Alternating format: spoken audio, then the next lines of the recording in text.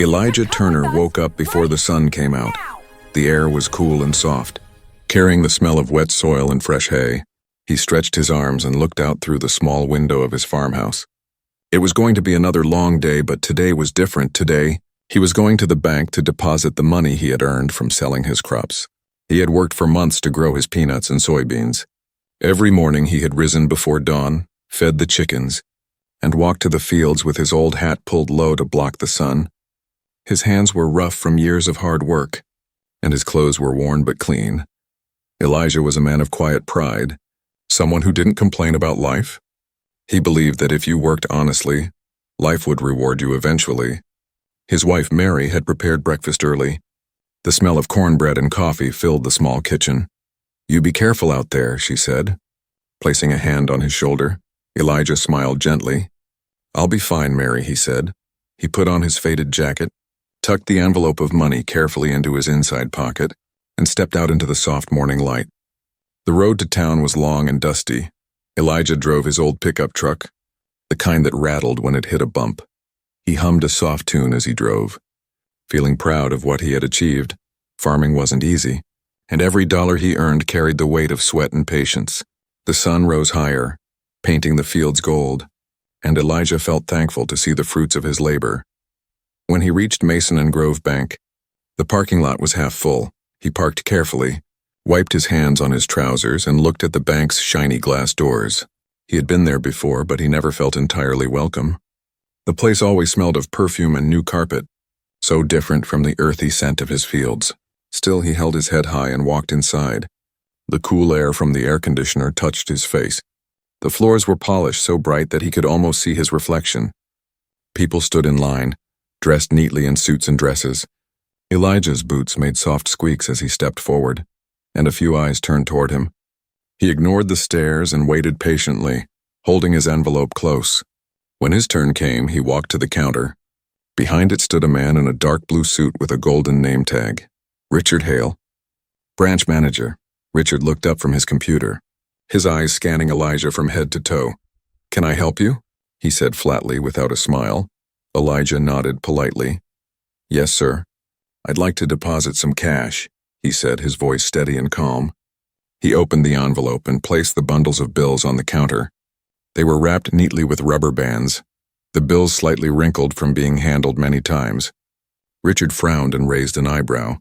"That's a lot of cash," he said. Almost suspiciously, Elijah nodded again. "Yes, sir. I just sold part of my harvest, peanuts and soybeans." He spoke with quiet pride. But Richard didn't seem impressed. The manager leaned back in his chair, glancing at Elijah's dusty boots and calloused hands.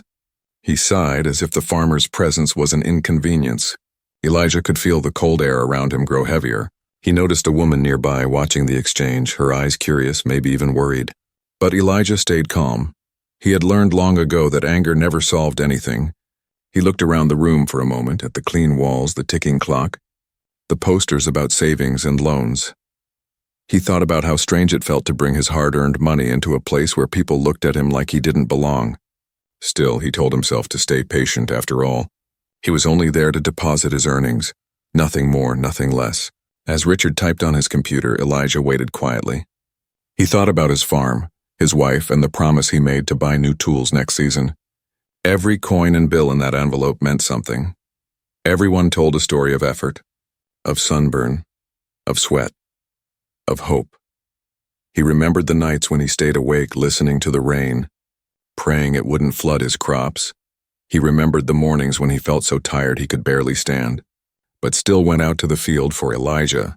This moment at the bank wasn't just about money. It was proof that his hard work mattered, that even a small farmer could walk into a big bank and stand tall. He looked at the envelope again and smiled to himself. He didn't know what was coming next, how this simple visit would turn into something much bigger. For now, all he wanted was to finish his business and go home. Maybe share a quiet lunch with Mary. The manager cleared his throat, ready to say something that would change everything. Elijah waited, unaware that in the next few minutes, his patience, his dignity, and his very sense of respect would be tested in front of everyone. And though the world would see the injustice that followed in this moment, Elijah still believed in simple goodness, in the idea that if you came with honesty, you would be treated with honesty. He stood tall, his heart calm, his spirit unbroken, unaware that life was about to take a turn that would make him the center of a story the whole town would soon be talking about. Elijah stood patiently at the counter, his envelope of cash resting between his rough hands. The bank was quiet except for the faint hum of the air conditioner and the soft beeps of computers. He waited for Richard, the branch manager, to finish typing, believing this was just another normal day. But what happened next would leave a scar on his heart. Richard glanced at Elijah again, this time with a frown that deepened across his forehead. He looked at the farmer's old jacket, the dirt stains on his sleeves, and the worn edges of his boots. To him, Elijah didn't look like someone who belonged in such a clean, air-conditioned place. He leaned forward and asked, "You said this is from selling crops?" Elijah nodded with a small smile. "Yes, sir, peanuts and soybeans. Good harvest this year." Richard didn't return the smile.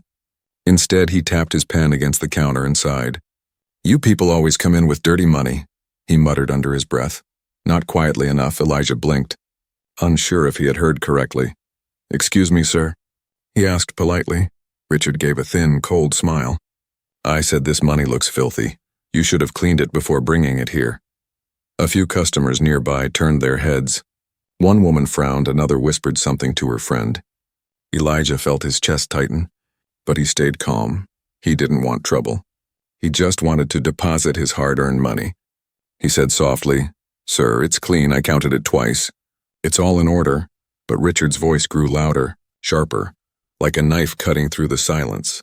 "I'm not touching that," he said, pushing the envelope with one finger as if it carried disease. Elijah's smile faded, confusion mixing with hurt. He didn't understand why simple kindness was so hard to find.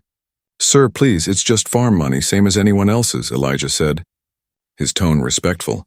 But Richard's face turned red, and before anyone could say another word, he did something no one expected. With a flick of his wrist, he grabbed the envelope and tossed it onto the floor. The bills spilled out, scattering like dry leaves across the polished tiles. The sound of paper hitting the floor echoed through the bank. Every head turned. The room fell silent. An old man in line dropped his pen. A young mother gasped, pulling her child closer. For a moment, even time seemed to stop. Elijah froze, staring at the money lying near his boots. The same money that had come from his blood and sweat. The same money that had fed his family, repaired his tractor, kept his dream alive. Now it lay on the ground, treated like garbage. He felt the burn of humiliation crawl up his neck, but even then he didn't shout. Didn't curse, didn't let anger take over. He slowly bent down, his knees creaking from years of labor. One by one he picked up the bills, his hands trembling slightly. He could feel everyone's eyes on him. Pity from some, guilt from others, but he didn't look up. He just wanted to gather what was his and leave quietly. Richard folded his arms, watching coldly. "That's what happens when you bring dirty farm cash into a respectable place," he said with a smirk. No one laughed, no one agreed. Even the tellers at nearby counters stood still, too shocked to move. Among the customers was a woman named Sarah Collins. She was a journalist from the local newspaper, there to open a new savings account. Her phone was in her hand, and when she saw what happened, her instincts took over. She pressed the record button, capturing every cruel second, the manager's words, his tone, Elijah's quiet dignity. She couldn't believe what she was witnessing in a small town that claimed to value community and respect. Elijah finished picking up the last of his money.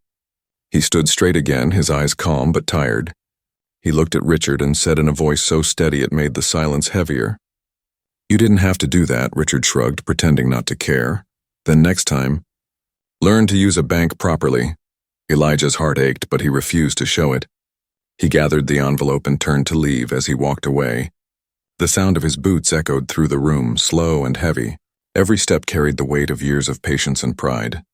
He pushed open the door and stepped into the bright sunlight, blinking hard as if the light could wash away what just happened. Inside, the bank remained frozen. Sarah looked at her phone, her hands shaking slightly.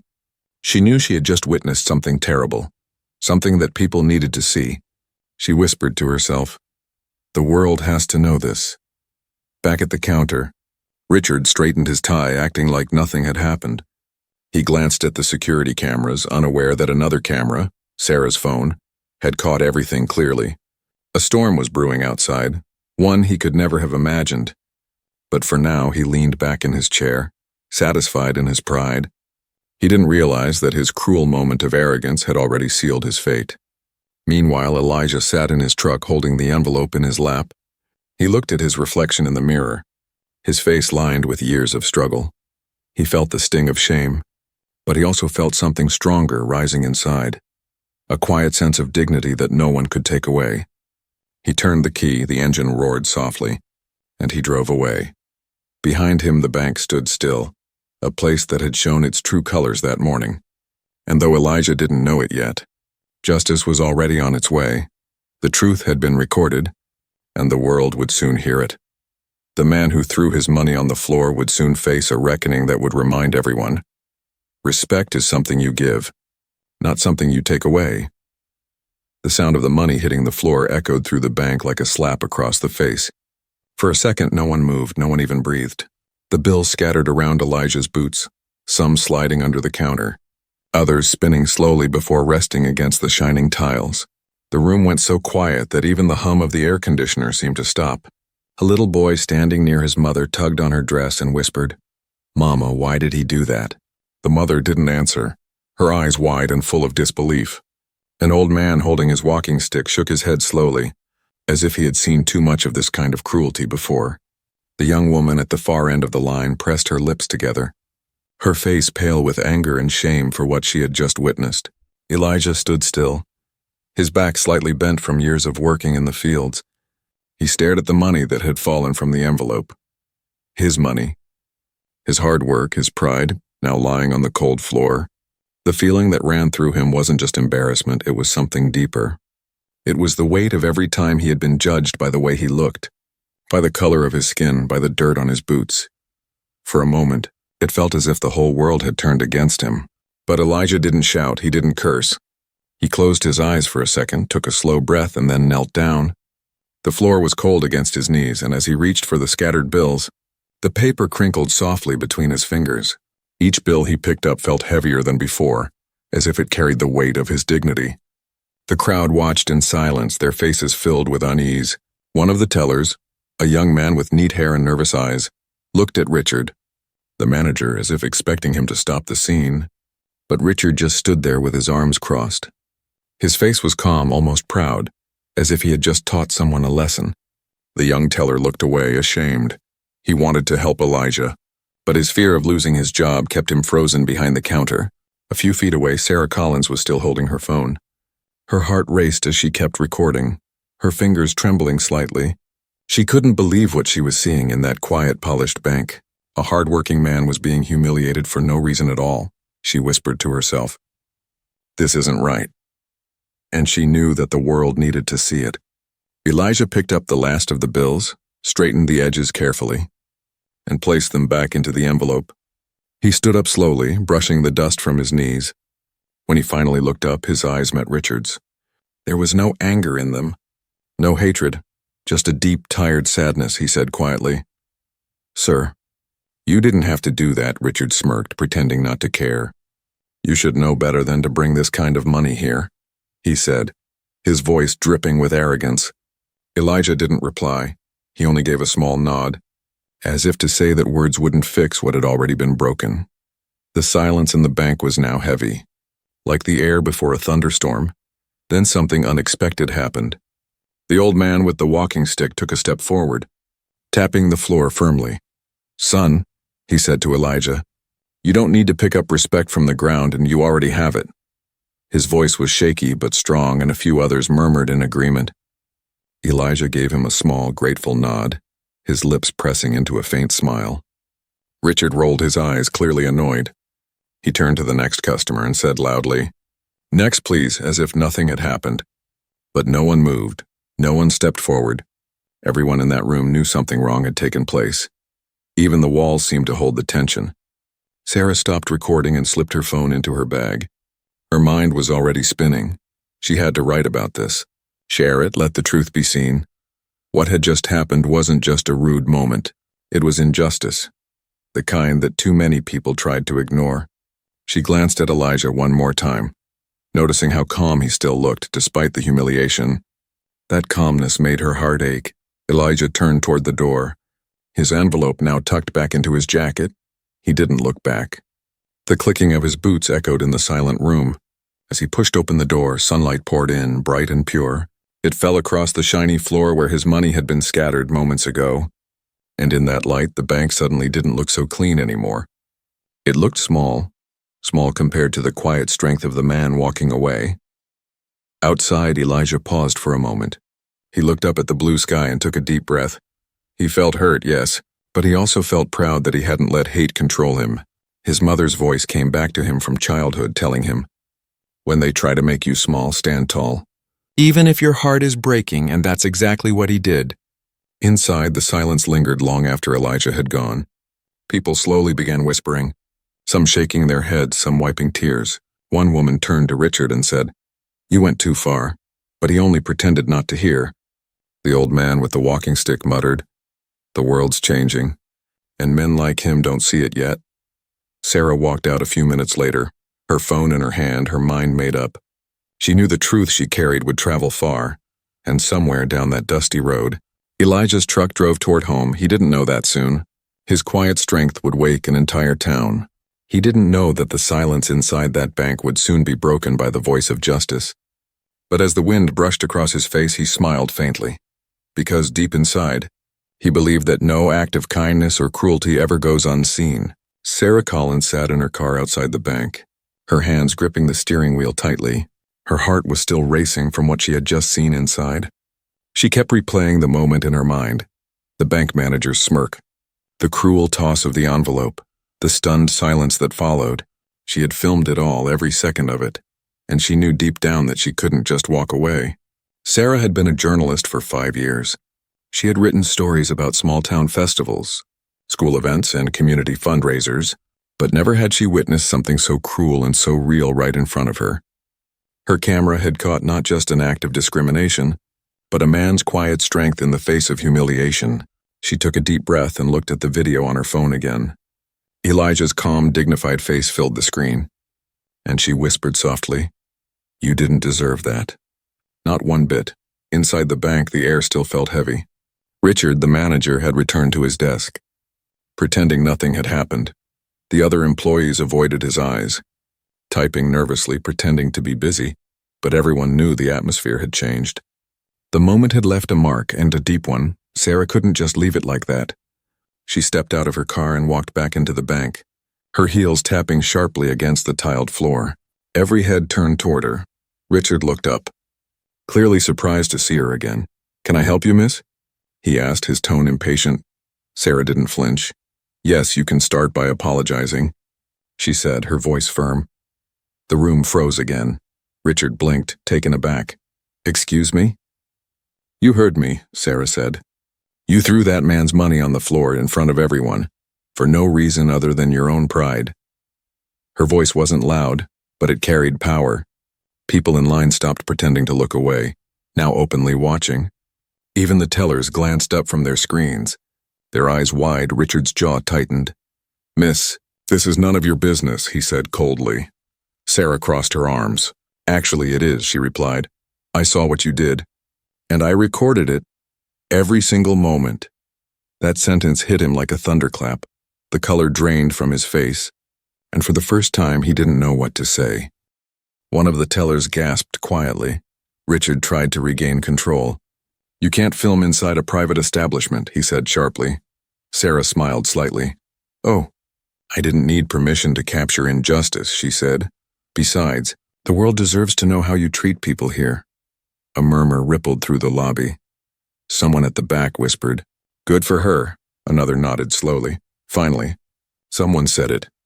Richard stepped out from behind the counter, his anger barely contained. "Delete it now, or I'll call the police," he snapped. Sarah didn't move an inch. "Go ahead," she said calmly. "They'll be very interested to see this video, and so will your head office." For the first time that morning, the power in the room shifted. The man who had humiliated another now looked small and afraid, and the woman who had spoken up stood tall, unshaken. The old man with the walking stick smiled faintly from the corner. "Looks like the truth found its voice," he muttered under his breath. Richard turned to him angrily. "Mind your own business, old man."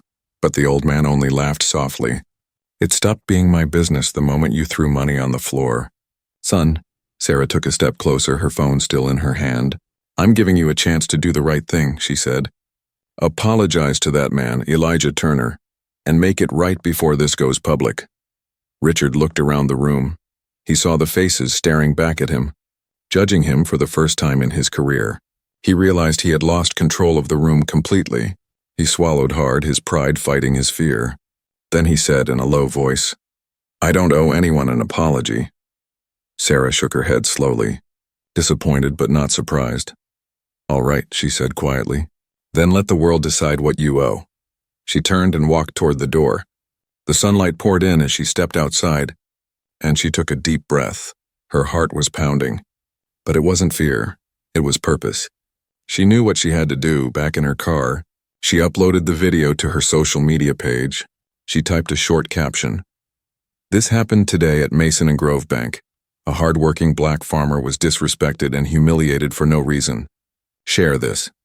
The world should see what dignity looks like under cruelty. Her finger hovered for just a second before she pressed post. Within minutes, the notifications began flooding in. Shares, comments, angry emojis, words of support for Elijah. People couldn't believe what they were seeing.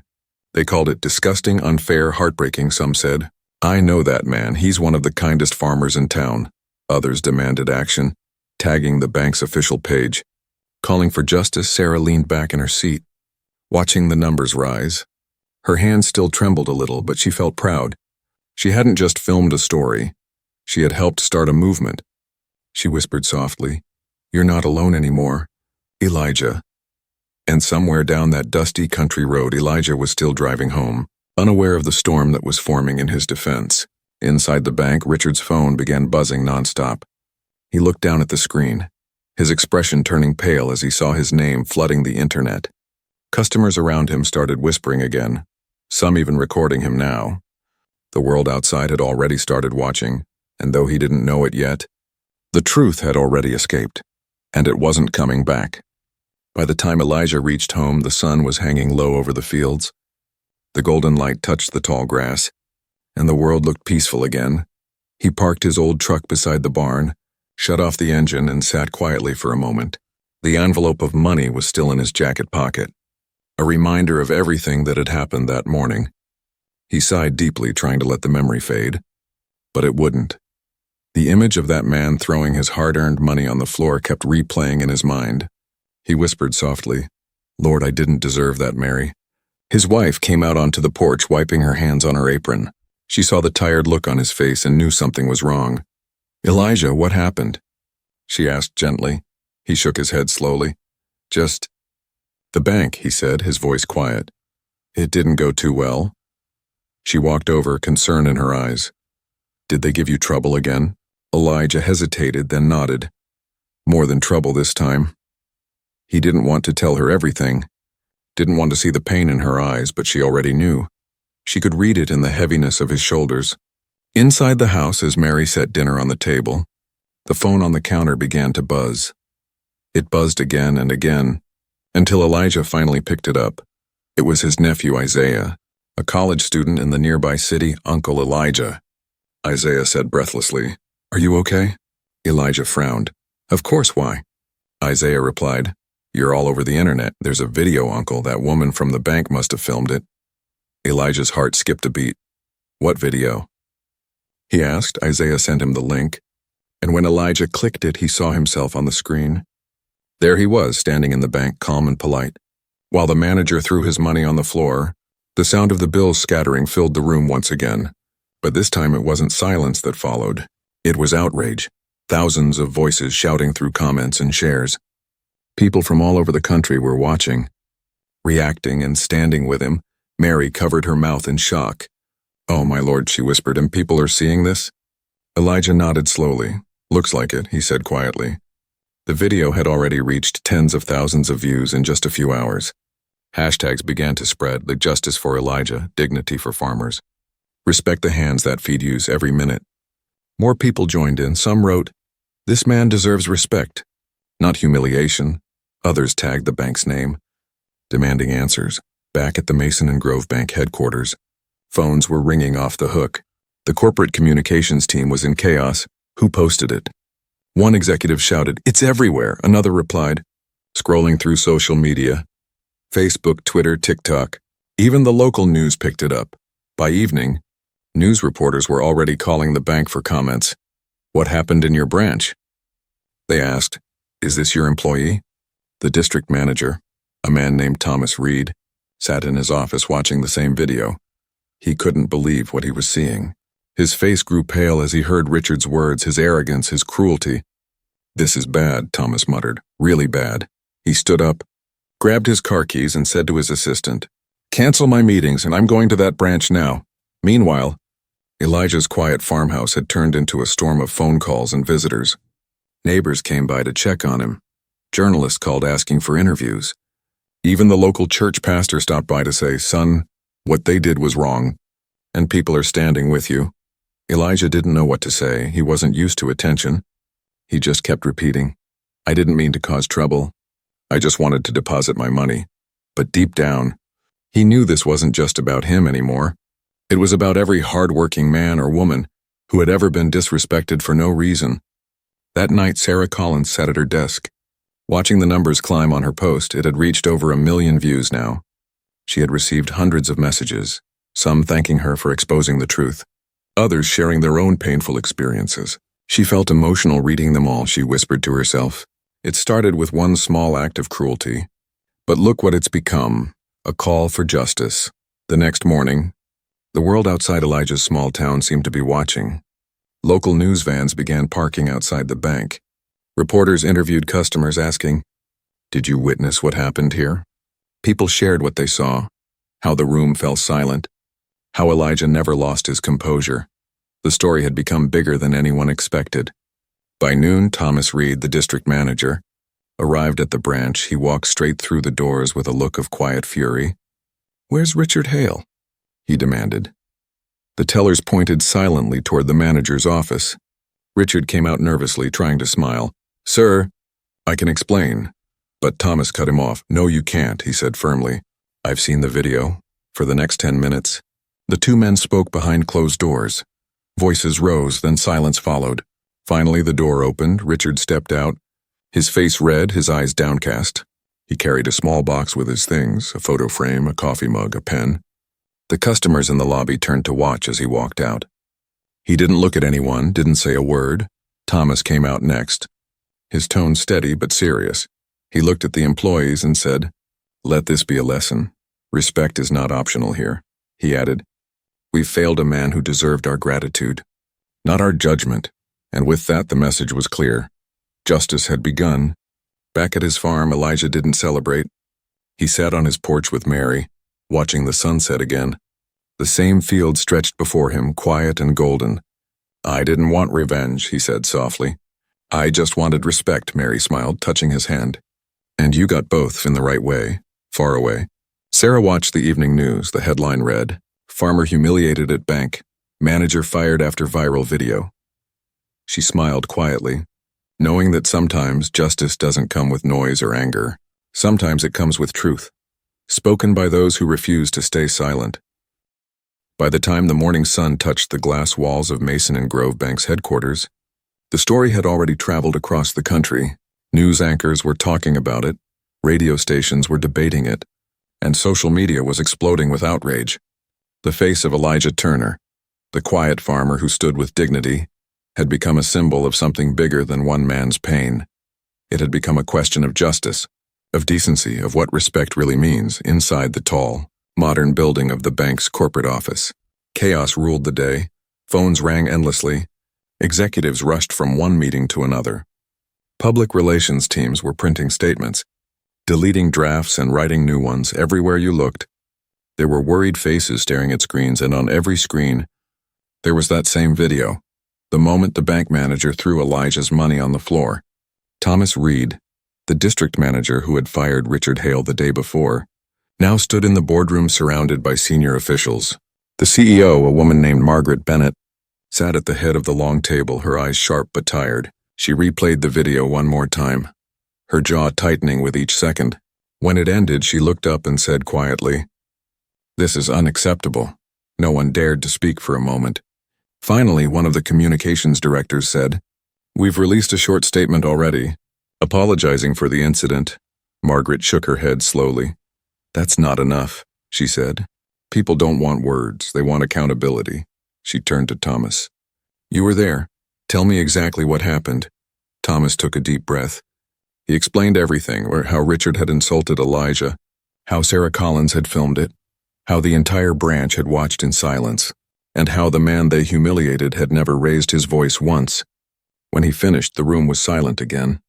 Margaret leaned back in her chair, her voice softer now. "That farmer showed more professionalism than our own employee," she said. "We failed him and we failed ourselves."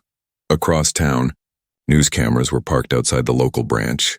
Reporters were interviewing customers, employees, even passers-by.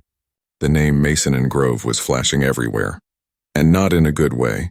Sponsors were threatening to cut ties. Business partners were demanding explanations. Every hour that passed made the silence from headquarters look worse. By noon, Margaret called for an emergency press conference. The media gathered in the lobby of the corporate building, microphones ready, cameras flashing. Margaret walked out calmly, dressed in a simple navy suit, her expression serious but composed. She stood behind the podium and said, "Good afternoon. My name is Margaret Bennett, CEO of Mason and Grove Bank, and I want to begin by saying, we are deeply sorry." The crowd fell quiet. She continued, "What happened at our branch yesterday does not reflect who we are or what we stand for." Her voice was firm but emotional. No one should ever be treated with disrespect. Especially not someone who worked so hard to build our communities. She paused, looking straight into the cameras. "The employee responsible has been terminated effective immediately, and an internal review is underway." Then she said something that surprised everyone. "Mr. Elijah Turner will receive a personal apology from our executive team," she announced. "And Mason and Grove Bank will be launching a new Rural Dignity Initiative, a program to support farmers and small business owners who form the backbone of this country." A wave of murmurs filled the room as reporters quickly wrote down her words. She ended the statement with a simple promise. "We can't erase what happened, but we can make sure it never happens again." Within minutes, the video of her speech spread online. People shared it widely, calling it a rare act of corporate honesty. Others were skeptical, saying, "It's only because they got caught." But for Elijah, who watched the speech on a small TV in his living room, it felt like something more. It was the first time in his life that someone from a big company had looked into a camera and said the words, "We're sorry." Mary placed her hand over his and smiled softly. "See," she said, "the truth always finds its way." Elijah nodded. Though his heart was still heavy, he didn't want fame or pity, and he just wanted fairness. Later that afternoon, a black car pulled up outside Elijah's farmhouse. Out stepped Thomas Reed and another woman from the bank, holding a folder and a small bouquet of flowers. They walked up the porch steps carefully, removing their hats as they approached. "Elijah Turner?" Thomas asked, his voice respectful. Elijah nodded, standing tall. "That's me." Thomas extended his hand. "On behalf of Mason and Grove Bank, I want to personally apologize." Elijah hesitated for a moment before shaking it. "I can't undo what happened," Thomas said. "But I promise you this, things will change," the woman beside him added. "We've also set up a scholarship fund in your name for local farmers' families." Elijah blinked in surprise. "In my name?" She smiled. "Yes, sir. To remind people that dignity has no color, no uniform, and no price." For the first time in days, Elijah smiled fully. He wasn't smiling because the bank was making up for their mistake. He was smiling because someone had finally listened. That evening, the story appeared on national news. The anchor said, "The bank has fired the manager and launched a new program to support minority farmers." The man at the center of it all, Elijah Turner, says he holds no anger, only hope for change. Viewers across the country nodded, some wiping tears, and in homes everywhere, people saw something they hadn't seen in a while. Not just injustice, but accountability. As night fell, Elijah stood outside his farmhouse looking at the stars. The fields were quiet, the wind soft, the earth still warm under his boots. He whispered to himself, maybe good can come even from pain. And for the first time since that awful morning, he felt peace. He didn't just win justice, He reminded the world what real respect looks like. The day after the press conference, the air in Elijah's small town felt different. People greeted him with smiles and handshakes when he went to the market. Children waved as his old pickup rolled down the dusty road, calling out, "That's Mr. Turner from the video." He would only nod politely, his weathered face breaking into a shy grin.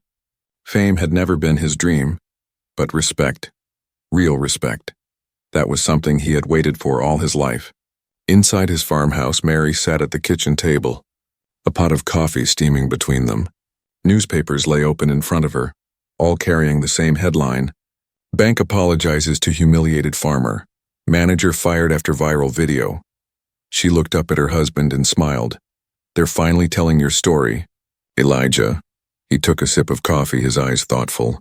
"It's not just mine," he said softly. "It's the story of everyone who's been looked down on." That morning, a black sedan pulled into their driveway again. This time it wasn't just Thomas Reed, the district manager. It was Margaret Bennett herself, the CEO of Mason and Grove Bank.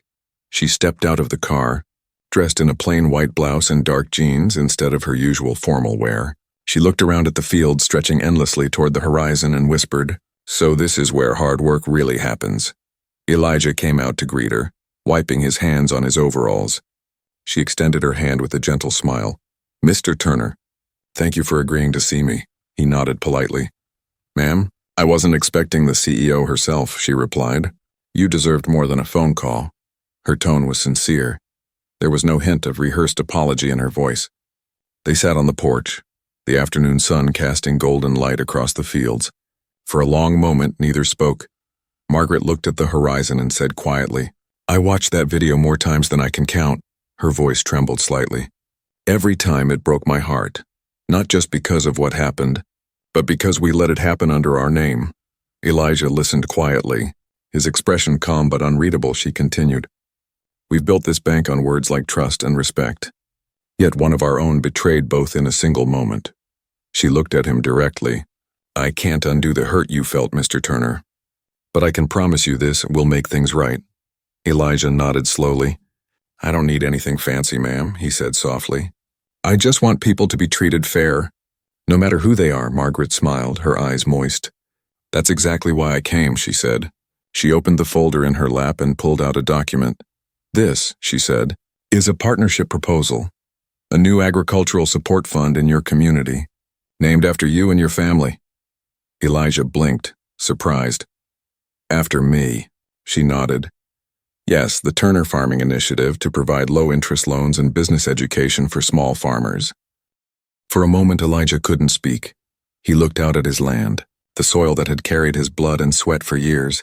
He thought of all the farmers who had struggled beside him, men and women who worked hard but were often overlooked. His chest swelled with pride, but he kept his voice humble. "That means more than you can know," he said quietly. Mary stepped onto the porch carrying lemonade for everyone. Margaret stood and shook her hand warmly. "You raised a good man," she said sincerely. Mary smiled. "He's stubborn, but his heart's right." Everyone laughed softly. And for the first time since that dark day, the house was filled with lightness again. Later that evening, the story of Margaret's visit spread across the internet. Photos of her sitting on Elijah's porch went viral. A CEO in jeans, holding a glass of lemonade beside a humble farmer. People called it a moment of healing. Others said, "That's how leadership should look." Even Sarah Collins, the journalist who had recorded the original video, wrote a follow-up article titled, "From Humiliation to Hope: How One Farmer Changed a Nation's Heart." In the article, she described Elijah's quiet strength. His refusal to let anger define him. She ended it with the line, "Sometimes change doesn't begin with loud voices. It begins with a quiet man who refuses to bow his head." Her words touched millions. The article was shared worldwide, and schools began teaching it as an example of dignity and resilience. As weeks passed, Mason and Grove Bank made real changes. They launched training programs about empathy and inclusion. They opened new branches in rural communities, and everywhere they went, people remembered the story of Elijah Turner, a farmer who taught a corporation what respect truly means. One afternoon, Elijah received a handwritten letter in the mail. It was from a young man in another state. It read, "Mr. Turner, I work in a factory. And sometimes they treat us badly too. But after watching your story, I realized I don't have to accept it quietly. Thank you for giving people like me hope." Elijah folded the letter carefully and placed it on his nightstand. It became his reminder that good things grow even from painful soil. On Sunday, the pastor at the local church invited Elijah to speak. At first, he refused. He wasn't used to crowds or speeches. But eventually, he stood before the congregation, hat in hand, and said softly, "I'm not a man of big words, but I've learned something. Respect isn't something you demand. It's something you live." The church fell silent, and then everyone stood to applaud. Even the children clapped with wide smiles. That night, as Elijah sat on his porch with Mary, fireflies glowing in the dark, he whispered, "I guess something good did come out of that day." Mary nodded, resting her head on his shoulder. "It did. Elijah, it did." And as the stars shone quietly above them, the farmer who once walked out of the bank with his head bowed now sat taller than ever, because the world had finally seen the truth. A man's worth isn't measured by the dirt on his boots, but by the goodness in his heart. Weeks had passed since the day Elijah Turner's story shook the country. The winds of autumn had started to blow across his farm, carrying the soft rustle of golden leaves and the smell of harvested earth. But things weren't the same anymore. Where silence and struggle once lived, there was now warmth, pride, and a quiet sense of justice. The people of the town began to see Elijah differently. To them, he wasn't just a farmer anymore. He was a symbol of strength, of patience, of quiet victory. The same bank that had humiliated him now greeted him with respect every time he walked through its doors. The tellers smiled, the manager stood to greet him personally, and even the customers nodded kindly when he entered. It was as if the entire town had learned a lesson, one that had been long overdue. On a bright Saturday morning, the town held an event at the community hall. The banner outside read, "Celebrating Dignity and Change." Families gathered. Children ran around holding small flags, and the local band tuned their instruments on stage. At the center of it all sat Elijah and Mary, holding hands quietly. Neither of them liked attention. But this day wasn't about fame, it was about gratitude. When the mayor stepped up to the microphone, the room went still. He cleared his throat and said, "There are people who fight with loud voices, and there are people who fight with silence.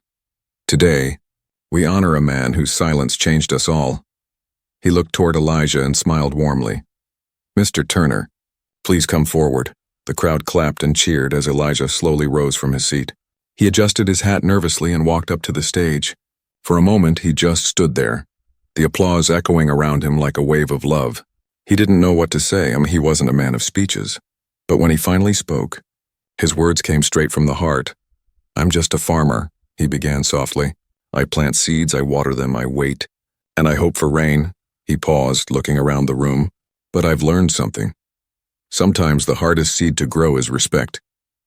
The crowd fell silent, hanging on to every word. It takes patience. It takes faith, and sometimes it takes pain. But when it grows, it feeds more than one man. It feeds a whole community. The hall filled with applause again, some people wiping tears from their eyes. Even the mayor had to look away for a second, his throat tight with emotion. Then, to everyone's surprise, a group of local farmers walked onto the stage carrying a wooden plaque. It read, "In honor of Elijah Turner for standing tall when others tried to bring you low." They placed it in his hands, and for a moment Elijah just stared at it, his eyes shining. He whispered, "Thank you." But the crowd's cheering drowned out his voice. Among the people clapping in the crowd was Sarah Collins, the journalist whose courage had started it all. She smiled proudly, her phone tucked away. No camera, no recording this time. She didn't need to capture this moment. It was already written in the hearts of everyone there. After the ceremony, she walked up to Elijah and said, "You changed more than a bank, Elijah. You changed minds." He smiled humbly and replied, "Maybe I just reminded folks that kindness still matters." The following week, news stations reported on the event. One anchor said, "In a world often divided, one man's humility has brought people together." Another said, "The story of Elijah Turner reminds us that respect is the true currency of humanity." Schools began using his story in lessons about integrity and equality. His photo, standing in front of his fields with that quiet, steady gaze, became a symbol of dignity across the country. But Elijah didn't care about headlines or awards. He still woke up before dawn, fed the chickens, and went out to his fields. He still waved to his neighbors, fixed fences, and helped others during harvest. The only thing that had truly changed was how people looked at him, and how they looked at themselves. They no longer saw a poor farmer. They saw a man who carried grace even when the world tried to break him. One evening, as the sun began to sink behind the hills, Elijah stood by the fence. Watching the light turn golden, Mary came beside him. Her arm slipping around his waist, she whispered, "You know, they're still talking about you at the store. They say you made this town proud." He smiled softly. "I didn't make them proud, Mary," he said. "They made themselves proud when they decided to do better." She leaned her head on his shoulder, and together they watched the sky turn orange and pink. The next morning, the town unveiled a small mural near the bank. It showed Elijah standing tall in his field, sunlight falling on his face, and beneath it were the words, "Respect grows where kindness is planted." Children stopped to look at it on their way to school. Old folks nodded as they passed by, and for years to come, every person who saw that mural remembered what it stood for. Because it wasn't just a painting, it was a reminder that one act of courage can ripple through an entire town. That silence can be powerful, and dignity can be louder than anger. Elijah Turner never wanted to be a hero. He only wanted to be treated like any other man. But in standing tall when others tried to bring him low, he became something greater, a symbol of grace under fire. As the seasons changed and the years rolled on, the Turner farm continued to thrive, the crops grew tall, the soil rich, and Elijah's name remained a quiet echo of goodness in the town's history. And every time the wind passed through the fields, rustling the leaves, it seemed to whisper his story again. A story not of fame or fortune, but of respect, courage, and the power of doing what's right. And somewhere under that vast blue sky, Elijah Turner smiled, not for what he had gained, but for what the world had learned.